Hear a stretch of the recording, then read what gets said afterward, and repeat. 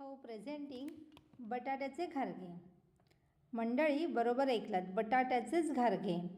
जरासे तिखट बनवायचे आहेत आणि चटपटीत असे बनवायचे आहेत. जनरली घारगे गोडाचे असतात, पण आज आपण तिखट असे उपवासाला सुद्धा चालतील असे बटाट्याचे घारगे बनवायचे आहेत. तर त्यासाठी मिक्सरचं भांडं घेतलं, त्यामध्ये मिरची, आलं, जिरं जाडीभरडी पेस्ट करून घ्यायची आहे. मिरची आपल्या चवीनुसार वापरायची. नंतर इथे मी 3 मध्यम आकाराचे उकडलेले बटाटे घेतले आहेत आणि ते असे हातानेच कुस्करून घेतले आहेत. त्या अगोदर हात स्वच्छ धुवून घ्यायचे. व्यवस्थित बटाटे कुस्करून झाले, त्याच्यामध्ये असे जाड तुकडे ठेवायचे नाही आहेत. व्यवस्थित अगदी कुस्करून घ्यायचे आणि त्यामध्ये आपण बनवलेली पेस्ट टाकायची आहे. आता काय असतं ना, काही लोकांना कोथिंबीर वगैरे आवडत नाही किंवा उपवासाला चालत नाही, तर त्याने ती स्किप करायची. तर इथे मी थोडी कोथिंबीर घेतली आहे, थोडं चवीनुसार मीठ घेतलं आहे, नंतर आमचूर पावडर थोडं चटपटीतपणा येण्यासाठी, साखर गोडसर चवीसाठी आणि सगळे हे व्यवस्थित बाइंड आणि खुसखुशीत होण्यासाठी तेल वापरलं आहे, 2च चमचे तेल. आणि व्यवस्थित हे सगळं साहित्य मिळून घ्यायचं आहे, मिश्रण एकदम मळून घ्यायचं आहे. आणि नंतर आता इथे मी रेडीमेड पीठ वापरलं आहे वरीचं. तर ते पीठ व्यवस्थित मळायचं आहे, थोडं थोडं टाकून. भरपूर सारं एकदम टाकायचं नाही, कारण हे पीठ भिजवताना पाण्याचा वापर मी केलेला नाही आहे.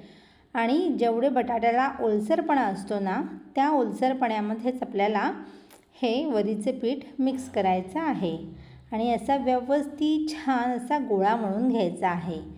तर हा गोळा तयार झालेला आहे. तो 5 मिनटं रेस्टसाठी ठेवायचं आणि पुढच्या तयारीला लागायचं. तर इथे हा गोळा छान रेस्ट झाला. मग मी काय केलं, दोन्ही हाताला तेल लावून घेतलं आणि लिंबा एवढे छोटे छोटे गोळे तयार करून घेतलेले आहेत. आपल्याला अशा घारगे जे आहेत आपले ते थापून घ्यायचे आहेत.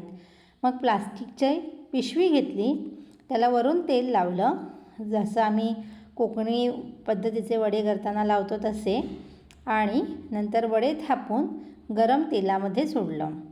गरम तेलामध्ये जरा 1-2 मिनटं सेट झाल्यानंतर वरून असं तेल सोडायचं आहे आपल्याला वड्यावर. मग काय होतं, वडा वरूनसुद्धा फुगतो आणि छान असे फुगलेले पोकळ वडे आपले तयार होतात. वडे नाही, घारगे. वडे म्हणता म्हणता वडेच झाले ते. तर हे बटाट्याचे घारगे. अशा पद्धतीने हे घारगे तयार झालेले आहेत. तुम्हाला ही रेसिपी कशी वाटली हे नक्की कमेंटमध्ये सांगा. आमच्या चॅनलला व्हिजिट द्या आणि वेगवेगळ्या पदार्थ पहा. तुम्हाला जर चॅनल आवडला असेल तर चॅनलला नक्की सबस्क्राईब करा. हे जे बटाट्याचे घारगे आहेत ना, हे दह्याबरोबर, हिरव्या चटणीबरोबर खूप छान लागतात. नक्की ट्राय करा, तुम्हाला हे नक्की आवडतील. आणि तुम्ही ही पदार्थ कुठून करतात ते पण सांगा. तर हे बघा, मी 2 तुकडे केले आहेत एका घारग्याचे आणि बघा कसे पोकळ मस्त बटाटा सगळीकडे लागला आहे. पीठ आणि बटाट्याचं जे मिश्रण आहे ते अगदी छान मिळून आलेलं आहे. अशा पद्धतीने दह्यासोबत आपण याचा आनंद घेऊ. थँक्यू.